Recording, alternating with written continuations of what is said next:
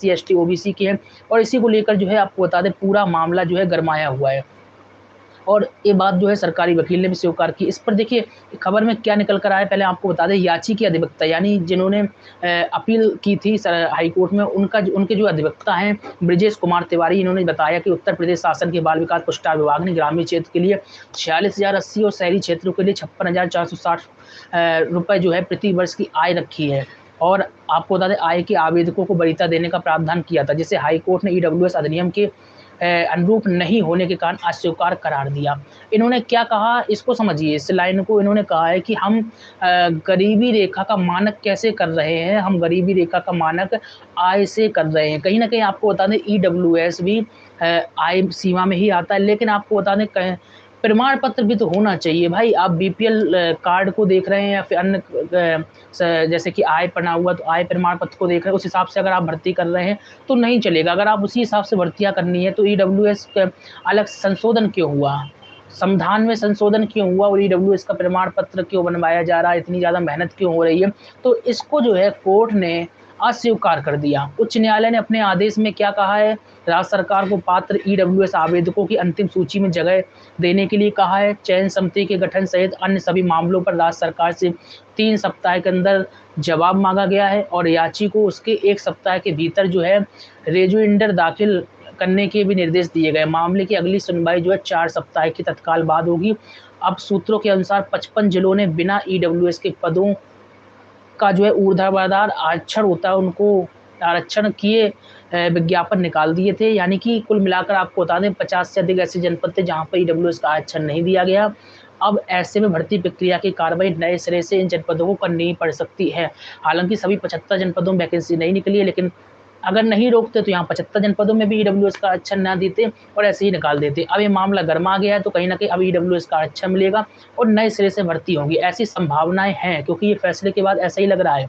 ठीक है, लेकिन अभी भी सरकार की जो है वेबसाइट को अगर खंगाला जाए, पता किया जाए कि सरकार ने कुछ चेंजिंग की है, वेबसाइट में कुछ चेंजिंग आई, तो अभी तक कोई चेंजिंग नहीं आई है। यहाँ पर भी अभी लगातार आपको बता दें भर्तियां चल रही हैं। यहाँ पर आपको बता दें जनपद भी मेंशन है, बलरामपुर है, फरुखाबाद है, गोरखपुर है, कासगंज है, कौशाम्बी है, मथुरा है, श्रावस्ती, यहाँ पर भी जनपद अभी तक मेंशन है।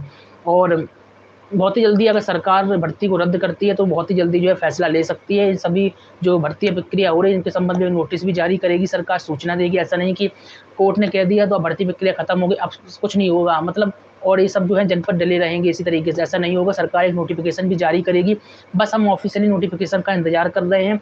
और संभावित है कि पूरी भर्ती प्रक्रिया जो है रद्द होगी, मतलब 50-51 जनपदों में ही लगभग वैकेंसियां निकली होगी जहां पर ईडब्ल्यूएस का आरक्षण नहीं दिया गया। जहां पर ईडब्ल्यूएस का आरक्षण नहीं दिया गया उन जनपदों में जो है वैकेंसी पूर्णतः रद्द होने वाली है, ऐसी खबरें निकल कर आ रही हैं। लेकिन इसके लिए हम बस इंतजार किसका कर रहे हैं, सरकार के ऑफिशियली लेटर का इंतजार कर रहे हैं और संभावना है कि आज या कल में सरकार भी ऑफिशियली लेटर जारी कर देगी।